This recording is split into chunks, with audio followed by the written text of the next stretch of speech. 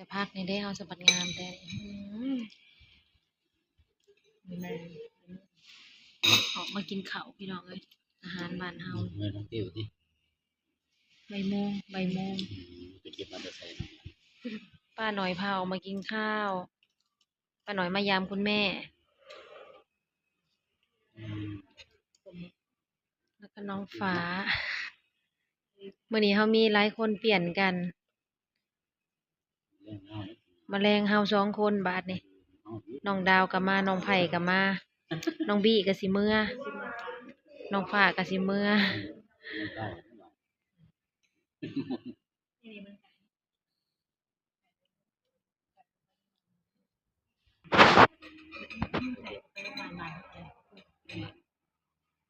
มันจะเชื่ออันนี้เรามากินอะไรกันเนี่ย ขอบคุณเลยเพื่อที่ค้านสิบห้องมากินเหมียงหน่อยพามากินของยังอาหารเวียดนามไกลๆเนี่ยเวียดนามไปกินฮอดเวียดนามเหมือนป้ามีใส่เมียงบอกเอายังมาให้กินเบิดแล้วเด้อกินบ่เบิดจะมาบอกก็ กินมันจะเสีย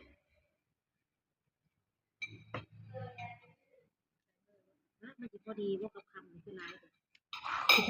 เหมียงกับตัวมันจะเป็นขนาดใช่ไหมใส่ยังไงใส่นี่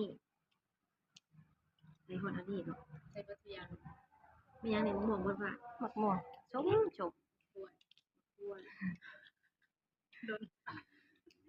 เบิ่งว่าจะกินได้บ่ได้พี่น้องสิเนี่ยเบิ่งว่าจะเข้าทางได้บ่มันนอกเด้มันนอกได้จักหน่อยเอามือพอเฮ็ดคือยายเฮ็ดคือยายเขาสากเลยพี่น้องเนี่ยมาเก้า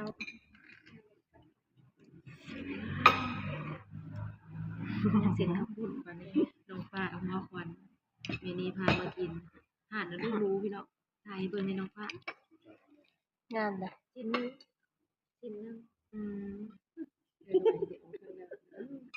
เบิ่งภาพไปเดือนเบิ่งภาพกินก่อนมันสิห่ออะไรบ่พี่น้องกินยังก็บ่กินพากันมากินหมี่นะมันจะดูมีสลัดอยู่ดีกินยังก็บ่กินพากันมากินหมี่อยู่ห่านรู้โอ้ยห่อบ่ได้จ้ะบ่น้อยห่อบ่ได้จ้ะคือบ่ติดเอาอันนี้มาได้แล้วนี่พอได้โอ้ยห่อกับอันนั้นแล้วมันจะบ่นี่โอ้ยอีกมันก็คุณไปด้วยเขาก็จะกินลงที่ระยะแซ่บกระบุนเลยท่านพ่อเขากินไว้พูด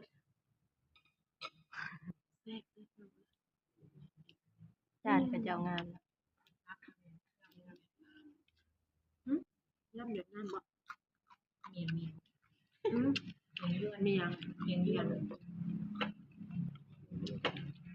งเวียดนามนี่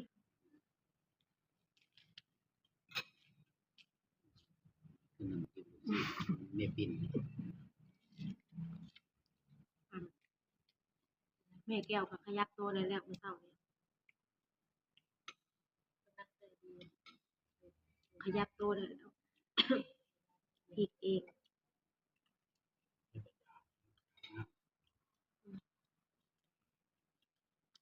ท่านจะกินของกินหนังเมี่ยงเนาะ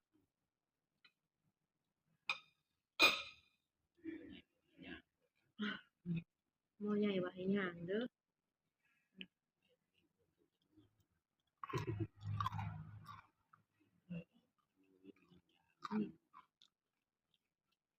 ลูกขึ้นย่างละ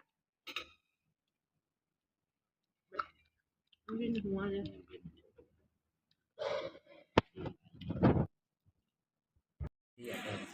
กินอิ่มแล้วพี่น้องเลยเฮาก็สิเขาไปโรงหมอคือเก่าบัดนี้ขอบคุณพี่หน่อยจ้ามาเลี้ยงกับข้าว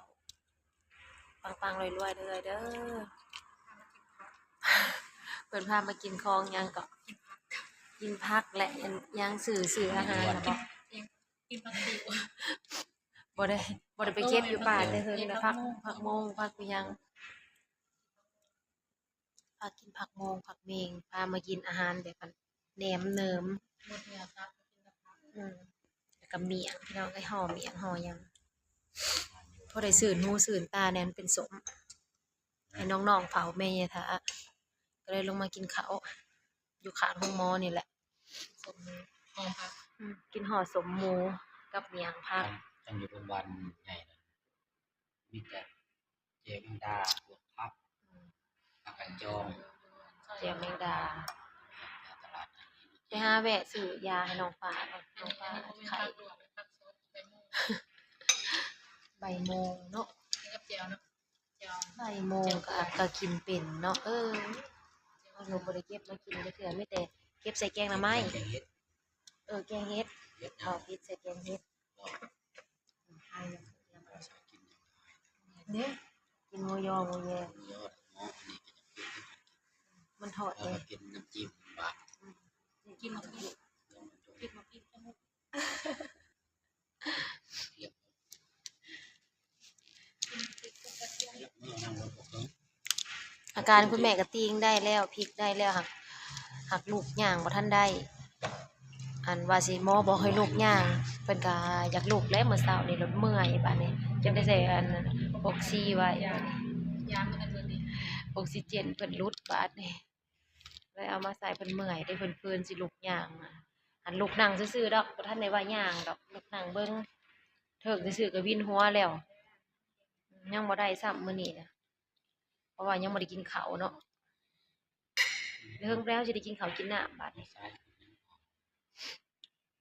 ข้าวน้ำก็ยังบ่ทันได้กิน แต่ว่าเก่งแล้วพริกขาพริกแข็งได้อยู่ตีงได้เด้เอาพริกไปขนาดพริกไปขนาด เจ็บแต่บาดตีนจะยังไงเนาะ เจ็บเราอ่ะปวดเราอ่ะ ตัวเวลาในช่วง ทุกตัวเวลาอันนี้นะ สมมติมันไข้เกิดมันจะเจ็บแต่บาดทำเกินไป เจ็บตลอดอันนี้นะเจ็บเมื่อแล้วก็เจ็บเราอ่ะไปเขาเซเว่นหรือปะซื้อยายังบ่เบิดอยู่กินไม่ไหวอุ้ยแยงอยู่บาด ใจ นี้ กันเองแล้วก็ เร็วๆกินได้ไหมยืดยึ่งอยู่บ้านนี้บ่กินได้เบิดบ่เบิดก็บ่ได้ ป่วยอยู่ เขาแข่งกินมื้อกินเบียร์ค่ะตอนแรกเขาก็กลับเบิดป้าเฮาแล้วอยู่2เฒ่าแม่จะพาขึ้นเบิ่งยายก่อนไปย่างไปเปิดรู้สึก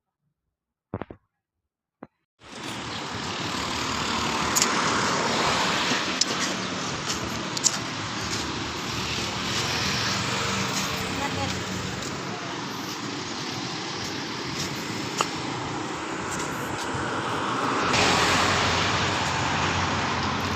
เขามาลัดรถที่นี้นี่เนาะมองเขามาลัดรถมองคอยซื้อเกลือให้ง่วน เขารับนั่นเขารับรถ ลัดรถโดยสาร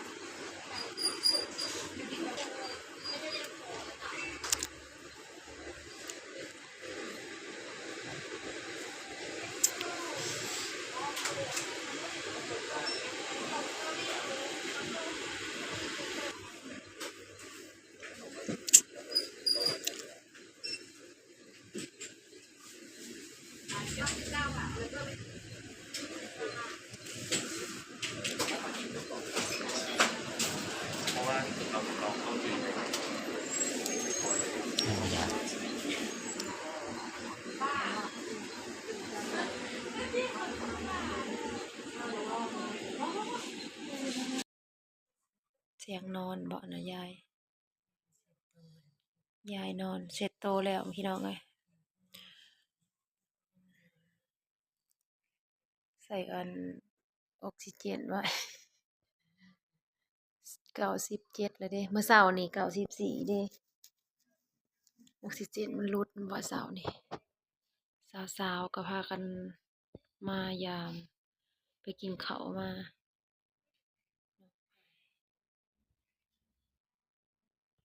น้องบิมื้อนี้อยู่2คนแล้วมื้อนี้เมื่อเบิด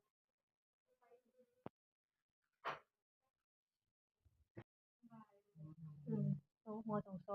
กำลังใจคุณยาย แต่ว่าเป็นจะมาก ำลังใจคุณยายหัว2อยู่พี่น้องเอ้ย หยวกไว้แต่ว่าจะได้ กำลังใจหลายอีหลีได้ลูกหลานเพิ่นหัว2พอตื่นมาแล้วก็เจ็บแผลแล้วบัดนี้จมเลยเจ็บ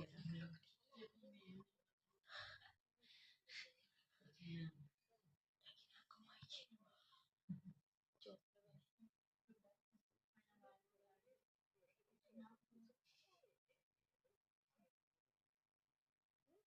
อยากกินแล้วมันจักโมงแล้วเดี๋ยวนี้บ่ายโมงแล้วพี่น้องเอ้ยกลางเว้นก็1โมงแล้วบ่ายโมงหนึ่งยังบ่ได้กินข้าวไปกินน้ำไปเมื่อวานเราก็บ่ได้กินข้าวเด้อเฮ้ยไปกินเมียงไปกินพันกับสมพันธ์ข้าวปุ้นนั่นแหละพันข้าวปุ้นพันเมียงใส่ผักย่างไปในห้างหรูหราเลยมีห้านเอาหรูๆหนึ่งห้านคนจีนคนอะไรนะ